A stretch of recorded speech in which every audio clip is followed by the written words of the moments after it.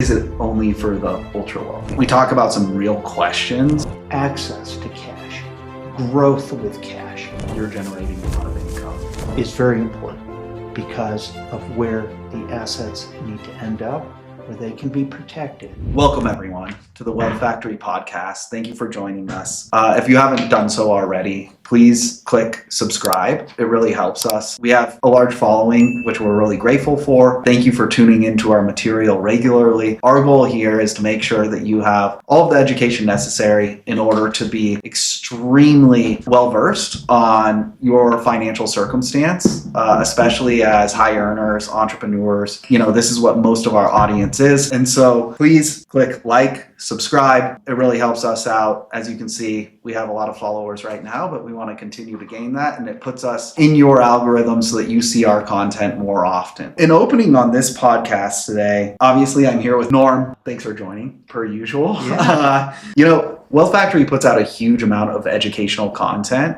and we want to be as valuable as possible for our viewers here on YouTube and also for our clients in our courses. And so we want to democratize the information as much as possible so that people can self-implement.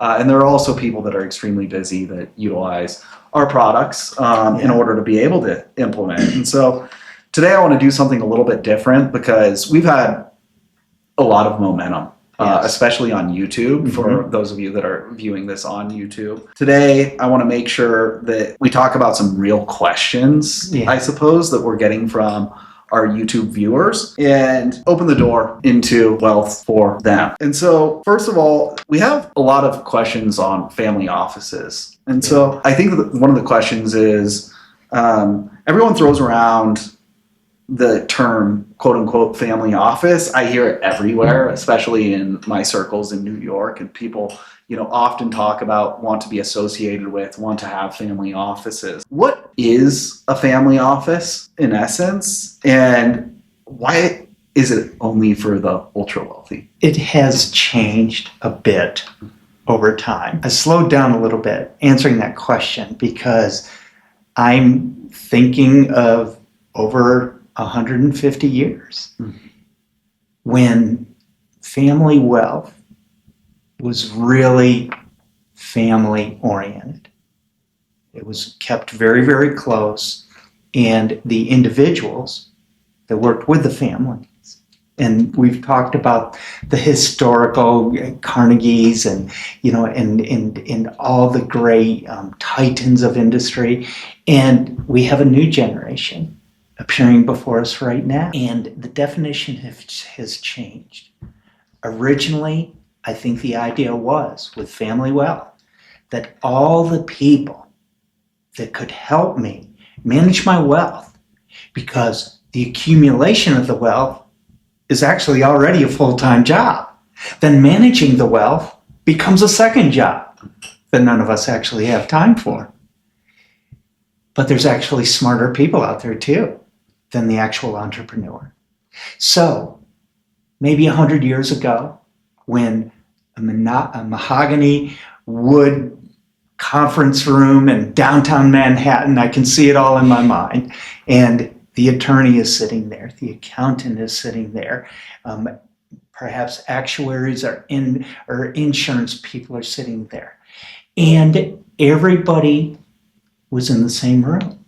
It felt probably like a boardroom, but instead of talking about the next railroad we're going to purchase, we're actually going to talk about all the wealth that needs to be managed. How is it going to be deployed? How is it going to be protected? What family members may actually be involved with that?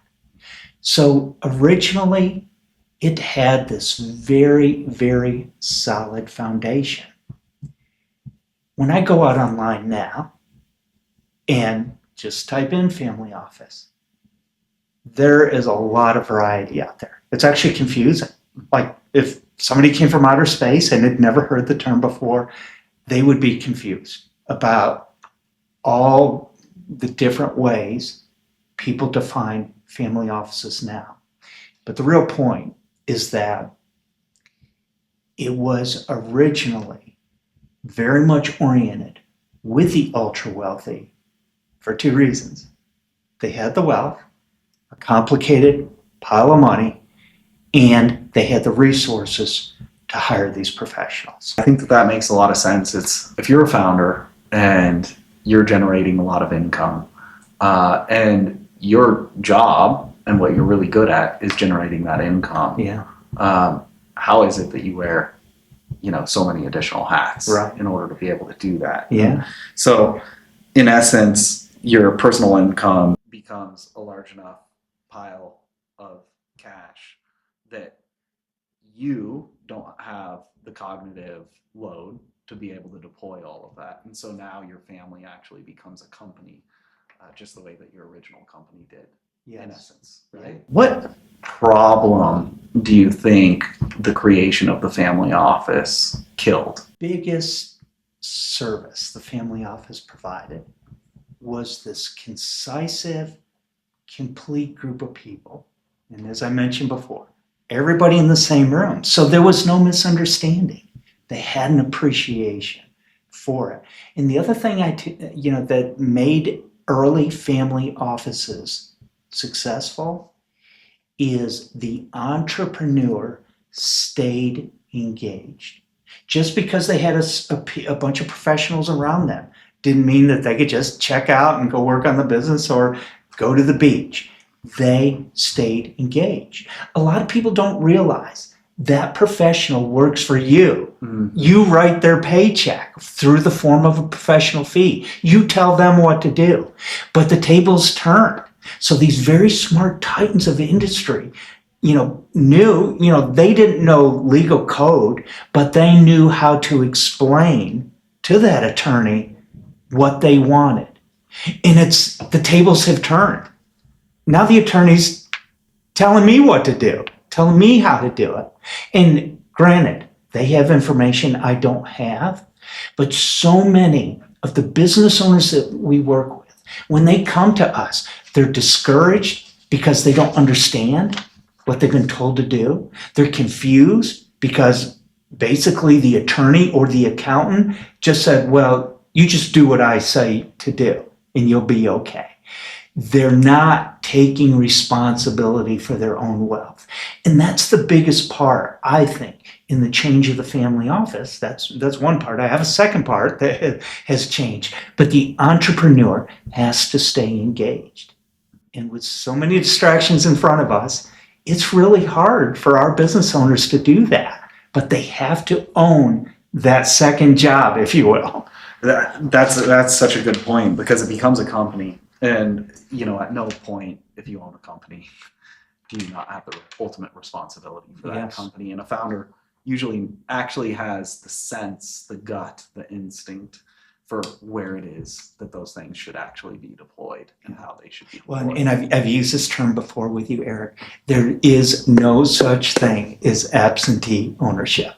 A lot out there about, just hire somebody, put somebody else in charge of your business, go live in Europe and get the cash flow. Small business owners have to stay engaged. Mm-hmm. That's the number one mistake they make. But the second part of it, I know they're going to be successful. The second part of it is the preservation of wealth is actually a job in itself. We have so many clients. They're so passionate about what they do. Unfortunately, sometimes they don't pay attention to the details like cash flow or, are my investments costing me too much? Or do I have the right corporate structure or protection? And because they're just busy enjoying, what it is that they do, they're passionate about construction, or they're passionate about computer code and what they're building. And so preservation of wealth isn't always on the forefront of their mind. So that's when family offices or a tight-knit group of professionals make a lot of sense, but they have to understand what they're communicating. And they have to know that every dollar that they have earned, that they work so hard for, is going to be there and grown when they need it. A lot of our audience owns Bitcoin or other crypto. Yeah. Right. And so do these strategies work for people that have holdings in crypto? The answer is yes. Any strategy that we work on at Wealth Factory with a client, we meet them where they're at. And if they have an alternative investment that they need to understand and they want to explore growing it or releasing it or whatever, we have the professional team to talk to them about that. But as it relates to crypto, it's all a matter of whatever you have, and we talk a lot about this term called investor DNA. We have a lot of clients that have crypto, and frankly, Eric, they have no business owning crypto. It's an alternative investment. It does grow, but the markets took a while to get that organized. And frankly, I'm not 100% all cryptocurrencies are completely under control because there's a lot of moving pieces there. And I don't know that the regulatory agencies are actually catching every piece of that. But the real sad part is what crypto represents to me with our clients. A lot of them lost a lot of money in the early days. So when something new comes up, I would caution anybody, this whole fear of missing out, pump the brakes a little bit, understand what you're getting into. The opportunity will be there when you're fully up to speed. I guarantee it. The opportunity will be there. Take the time to learn it and understand it. But all the strategies we work with, if cryptocurrency is a part of their balance sheet and it's identifiable, with statements and it can be used as collateral, we can help you understand how maybe that could be used to grow your business, to get into some other opportunity. So all these strategies that we go over would apply to cryptocurrencies as well. So, Norm, I have a question here that you refer in previous videos to the most underutilized tool. Can you touch on what you're referring to when you talk about the most underutilized tool? I can, Eric, and the other part of that is sometimes I say it, sometimes I don't. Is the most underutilized tool available to an entrepreneur or a small business owner. And this underutilized tool provides a lot of different functional pieces. A place to store cash safely, a place to store cash legally, access to cash, growth with cash, protections for cash, but most importantly, what this underutilized tool is a legacy play. It's a legacy opportunity built on the chassis of a whole life insurance policy. An individual has the ability to store cash, but still be able to utilize it. Now, there are complexities around that. Every single person's situation is different. Utilization of a strategy of this nature involves a certain level of good health, because there's an insurance application in place. But when I refer to this tool, this is a level, there's a level of excitement for me because I use this in my personal life. This is a strategy, this is a structure that has served me well, but it doesn't get created overnight either. Most everything we talk about at Wealth Factory, every single principle we teach has a long-term vision to it. And that's why Wealth Factory isn't right for all people. Anybody that just wants to come in and do, a quick fix, a quick solution, solve my problem kind of thing, they probably need to go work with somebody else. Individuals that are committed to long-term strategy, though, where they are not only providing for their business right now, but providing for their family and future generations, that is a strategy that's completely embedded in this whole idea of overfunded whole life insurance. What are the red flags that a policy is built for an agency's commission and not for a person? When we walk a client through the whole concept around overfunded whole life, or cash flow banking is a term that we've put on it here at Wealth Factory. One of the great things about this strategy is it aligns with my core values: simplicity, structure, and service. The reason these policies serve me well personally, and I have several that are built on this chassis, is that it's simple. There's only the life insurance component, and there is only the additional cash component. Anything other than that is going to complicate the policy and probably add additional commissions to the agent that's delivering that policy. Is that things like riders?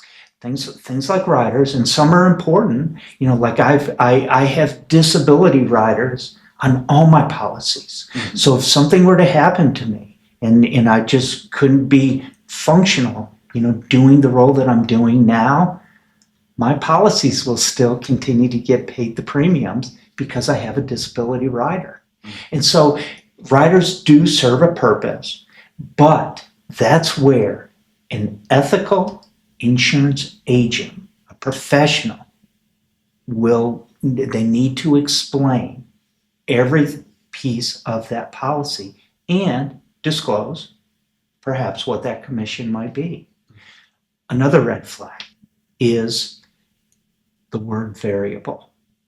They're anytime an individual, and this is where it's very important to us that when a client of Wealth Factory is talking to a professional, whether that's a tax professional or a legal professional or an insurance professional, that they are in complete alignment with the philosophies that we teach here. And so the other red flag for our clients would be if they're talking with an agent that actually dismisses the idea that a overfunded whole life policy could actually benefit them. I challenge them to prove why it doesn't benefit them. So, but anything with like an index policy, like an index, correct, is, and which has this component of variableness to it, a different investment account attached to it. But when those blow up, you're committed to the premium payment. And when they blow up, though, you still have to pay for the insurance, and that cost is probably going to go up because actuarially the policy was probably designed for a return that never happened. Mm-hmm. Because the market went down or some other correction. Well, that burden gets shifted to the client. It gets shifted to the owner of the insurance policy, and ultimately, more times than not, they just have to surrender the policy and lose all that money that was in there. Can you give me an example in using, a permanent policy, whole life policy, overfunding it? You've gotten to a place where the cash value is really healthy, mm-hmm. and now you have an opportunity that shows up, right? What happens step by step from there? Well, first and foremost, and you've actually brought up a very good point here. Strategies around overfunding a policy has limits on it. Yes, It's a contract between the insurance company and an individual, but they have to be within the guardrails of the federal government. And there is a point on every policy that has cash value where it becomes taxable, very aggressively taxable. So the agent that designs the policy has to know. It becomes a modified endowment contract. It does. Right? It does. That's the actual technical term. For I can pass my life insurance exam. Bam. There you go. Agent. and so first and foremost, making sure that the cash is going in there is correctly designed, not to, as we say, mech out, if you will, and make sure it's correctly designed, then that cash is safe. The companies that provide these products, these life insurance policies, are typically very, very strong, and they're very, very old. The insurance industry is almost 300 years old now. There's a reason why Warren Buffett wants to buy insurance companies, right? Correct. So there is a solid foundation here. These companies are solid. And the great thing is, we all know the names. I mean, it's on TV commercials, it's in stadiums and everywhere else. On the Yankee sleeve. On the Yankee sleeve, yeah. And the Red Sox, there's another one there. Who cares?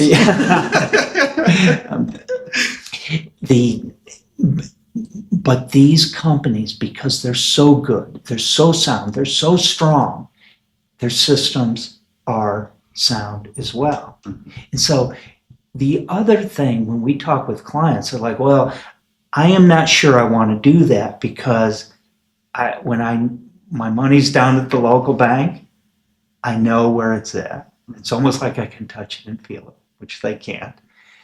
But if their cash is with an insurance company, somehow in their mind, it's off in some distant land somewhere. And it's not. It's just so easy now to pick up the phone, call that carrier, and say, I would like to take a loan out against my policy. And these policies have developed cash, but the real strategy here, the real important piece of this is it's not a taxable event because you didn't borrow or use your money. You simply use your policy as collateral to borrow the money from the insurance company. And that's what they're built for. It's what they do every day. It is not uncommon. I'll go 48 hours. Somebody, if they want to borrow against a policy, 48 hours. I have borrowed against my policies and to invest in opportunities like Wealth Factory, for example. I've borrowed against my policies. Or companies that I own. Or companies you own, yeah. And the money's in my account in less than 24 hours. And so, and I can attest to that, where we've done deals, we've signed something, you went to your trust, you pulled money from policies, and you had money into my opportunities within 24 hours. Yeah. That's amazing. So a question that I have is, a bank has FDIC insurance. How safe is your money at an insurance company, really? It is no less safe than a bank. So I understand FDIC insurance, but I also understand too, it has severe limits. Like for the clients we work with and the individuals that are closest to us, $250,000 of coverage is almost nothing. And so it's almost like a gesture that the banking industry does to make us somehow feel better about that. The whole financial industry, whether it's a bank or an insurance company, has to be based on sound principles. And the thing about insurance companies, and this is where I am going to lean to security way more there, like federal government, I'm not aware that they put stress tests on insurance companies like they have banks, because the banks got reckless. Insurance companies, though, are some of the most conservative investing groups that you will ever come across. And it's all online. You can go to any insurance company, get their investing philosophy, Yeah. but they're probably going to be in very safe municipal bonds. They're going to be in very, very safe vehicles. Just a very, very small section, maybe in the market, but in slam dunk companies, like the no risk whatsoever.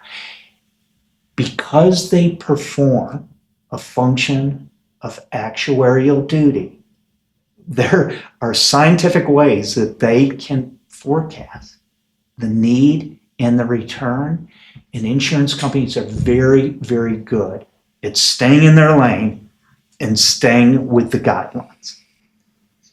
Yeah. I mean,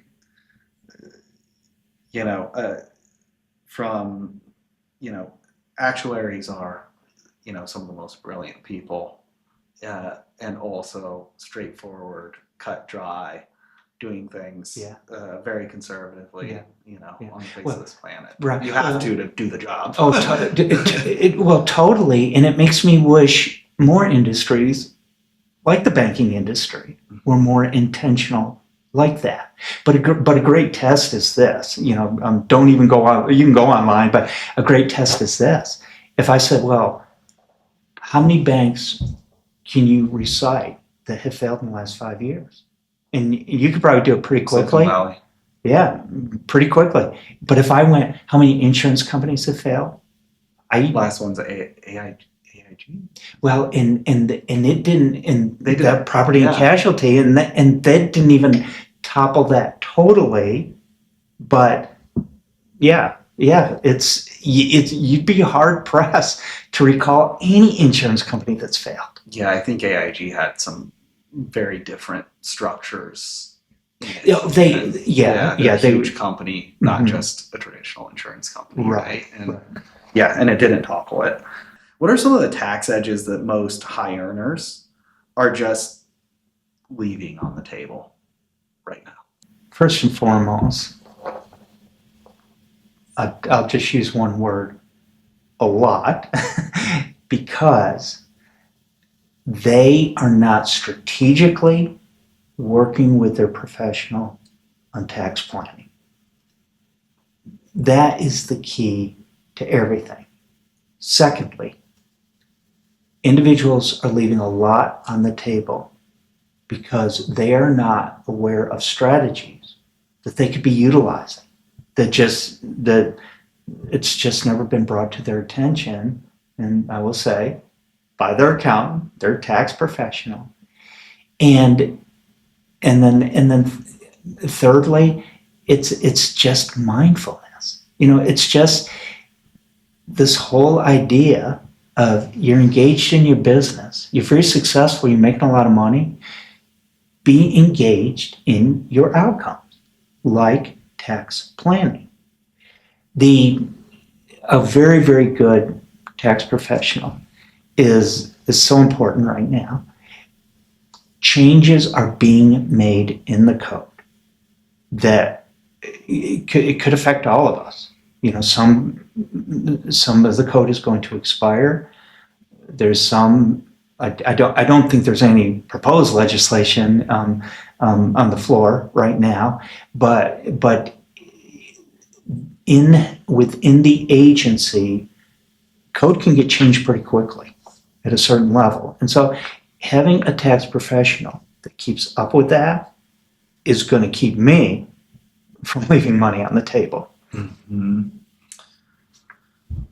Someone specifically asked about the Augusta rule. What is it, and is it actually legit? The Augusta rule is legitimate.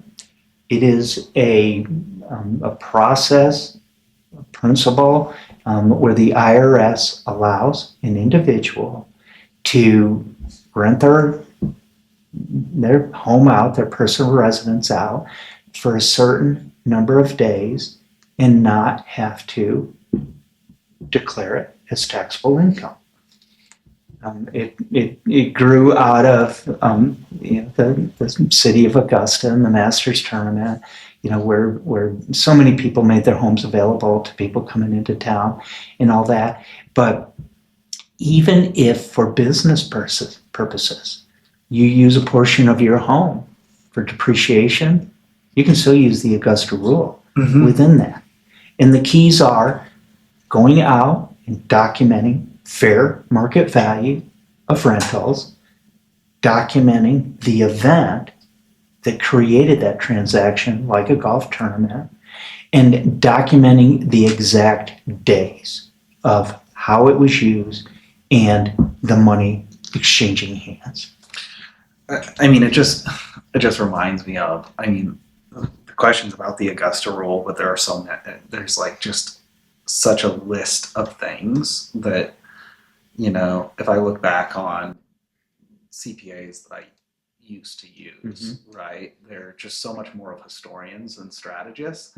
And so there's just this massive list of opportunities that are like the Augusta rule, and all of that adds up to really, really substantial numbers and tax savings, for the people. Well, yeah, because this particular rule is very interesting, because I can actually rent my home to Wealth Factory. Wealth Factory pays cash. They get to deduct that as an expense. But if I'm within the guardrails, the guidelines, I don't have to declare the other side as income. And it's just a matter of documenting. And you're right, these hidden gems are all throughout the tax code, but somebody has to be familiar enough to point them out to you and to know how to document it. Yeah. Where do trusts fit? And do I actually need one of them in order to create a family bank? You do not need one to create a family bank necessarily, but where trusts fit in is they represent the piece where an individual's assets can ultimately end up upon their death. So the use of trust, so it used to be, a long, long time ago, we talked to a business owner and the only conversation was, do you have a will? Do you have a will? Do you have a directive? The fact of the matter, though, now a trust is very important because of where the assets need to end up, where they can be protected once, and I'll use me as an example, once I have passed on. Where it gets complicated is there's a lot of different trusts, a lot of different trust structures. Yeah. But in my particular case, I have a revocable trust that assets will go into. I have an administrator, I have a family member that's going to help oversee that. But the thing, Eric, is that the will and the trust have turned into now simply the containers, simply the vehicles. The far more important document that a business owner needs to have is the directive on what happens to all these things upon their death. So there has to be a document that guides where, what is going into the trust and how it gets characterized. That document also is what should give guidance on how to distribute personal assets, for example. And it used to be that, like, these very, very long wills, wills and testaments, listed, I want this piece of furniture to go here and all that. A will now is just, that enclosure. It's the document, the family trust blueprint that we talk about, that is going to be the important document for the next generation. That's actually it's a very interesting thought. When you think about all of these things, actually all of them are containers attached to rules in tax code. Yeah. Right. And so everything that we talk about, I mean, I think that it's really important to forget, like, hey, we call this insurance, we call this a Roth, we call this. It's more of what are the characteristics of this container that money is going into, and what is the outcome of that money going into the container. And so highly appreciated assets is something that our clients deal with all the time, right? And so an example is you're coming up on an exit, have you put a certain amount of shares of your company into a charitable trust in order to offset taxes at the sale of the company. Another one is that's super interesting that I think everyone's really going off on right now, and that's in the news, is Peter Thiel using self-directed Roth and funneling money into a self-directed Roth, not money, but shares. I think it was shares of Palantir or PayPal. I don't remember which one. But he actually put money into a self-directed Roth, and all of those shares grew tax-free. Yeah. And so timing and vehicle really matters, and understanding and knowing what timing and vehicle to utilize in certain cases, I think, is important, and at the precipice that you're on, right? Because if you're about to have an exit, it's too late to do what Peter Thiel already, did way back, but before, you actually sign any agreements, you definitely need to be able to make sure that all of those things are in place. And so time is of the essence, and, acting on these things are really important. And so with that being said, for the person that's super fired up right now about some of the things that we're talking about, the concepts that we're talking about, what's the honest first step? And, just genuinely, what do they actually do? And who is this conversation for? Who are we having this conversation for, and what do they do next? Individuals that are small business owners and have a certain level of success. There are small businesses, struggling out there, and I feel so bad for them. But we typically work with a client that has been able to maintain a certain level of success, but they just simply have not had the time to button up all their personal finances and come up with a strategy that is going to give them a legacy effect. They have not had time to pull together the professionals that are actually on the same page and talk. The Wealth Factory program is for a small business owner or a high wealth individual that just wants a quarterback to guide them and take them in the right direction based on where they're at. And again, I'll always clarify, we don't feed anybody. We teach them how to fish. But so many small business owners are lonely because they don't have professionals by their side. They don't have a wealth factory by their side to help guide them on these things.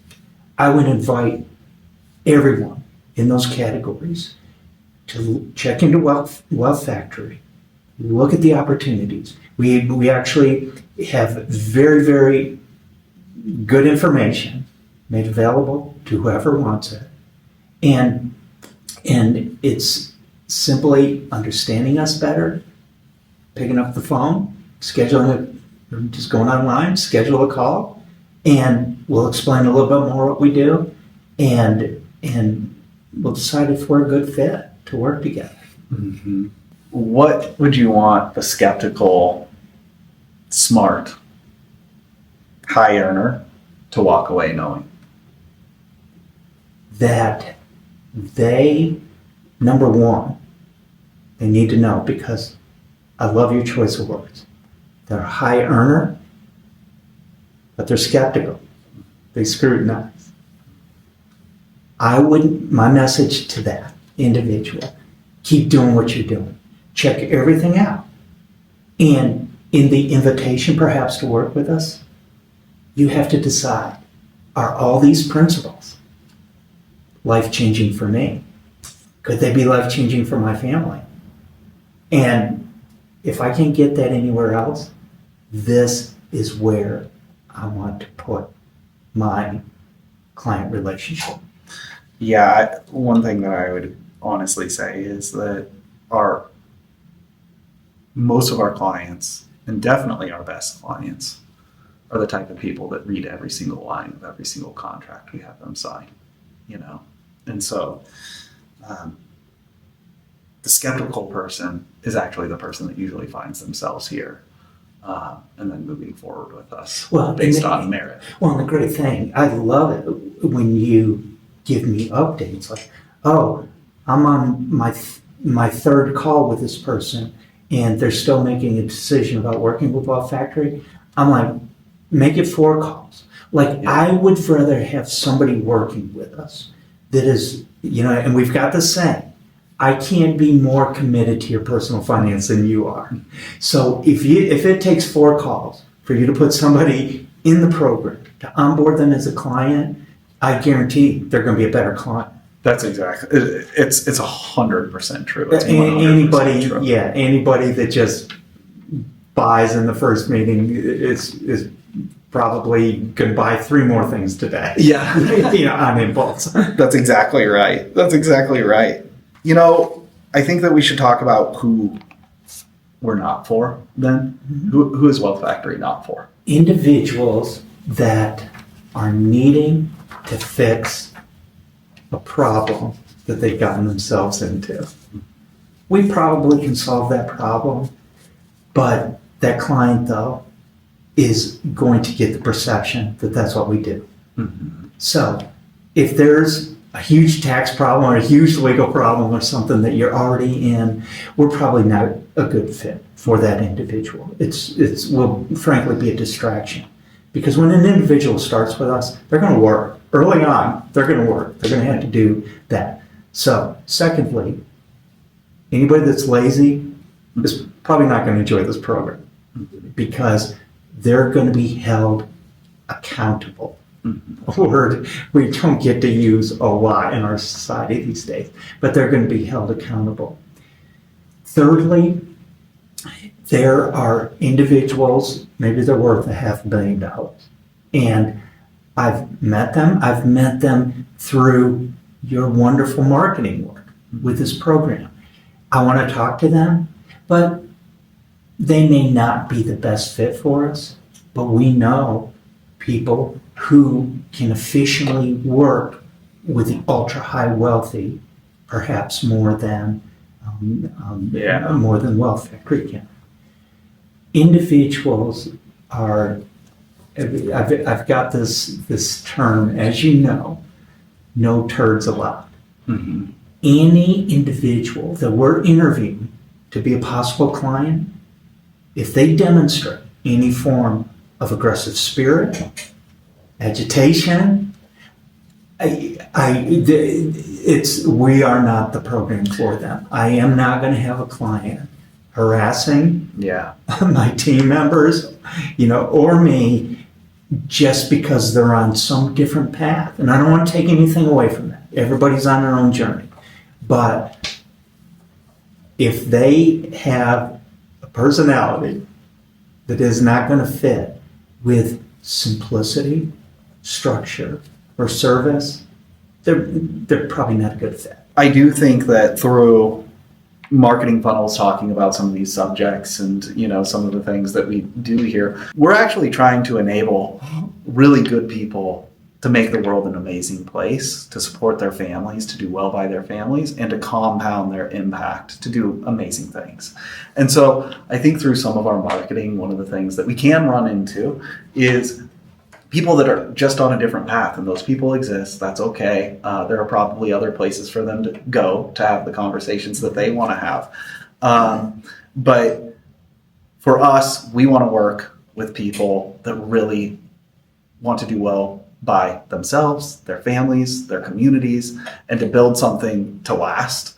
And so, And don't you love the ones, excuse me, Eric, don't you love the ones that either say, I don't want to work with you, or we told them they couldn't work with us, but a year later, they're on your calendar. yeah, Wanted to know it happens. Well, it happens a lot because, and I think that this is a really good kind of like a warning thing. And I really do love them, right? Like I really do.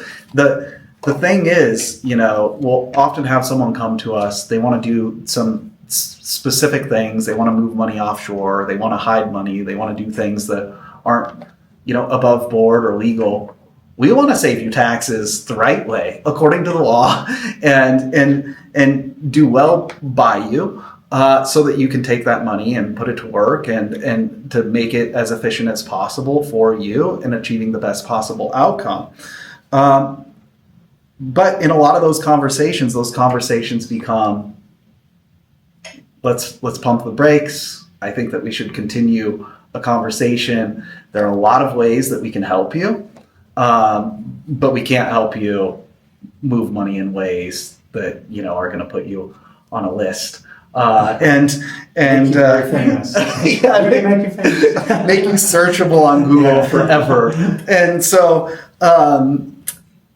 we often do have those people come back because it's really hard to unwind some of these things once you do them, and that it can be very expensive and complex to do that. And so making sure that you have a team that can help you execute against strategies that are going to serve you, and that you're not going to have to unravel. Well, and that's what I love about our sales process and our coaching process.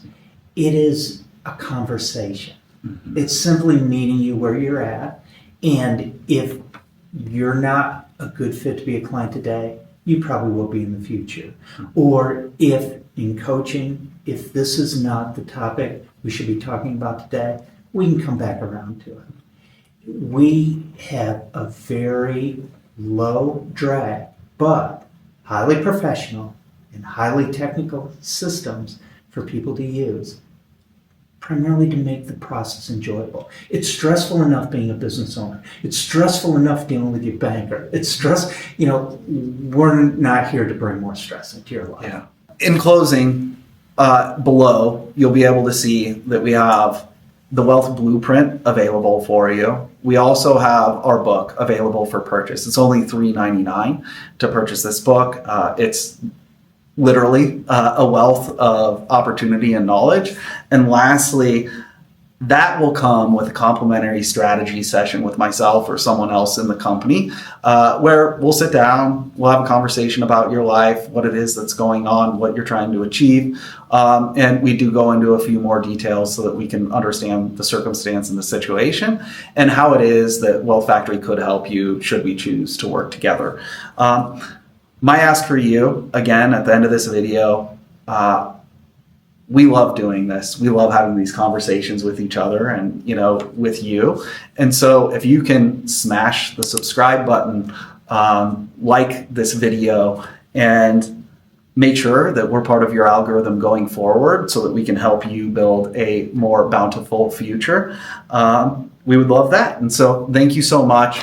Thank you, Norm. Thank you to our team sitting here, making sure that we're able to deliver this to you. And, let's do this thing. See ya.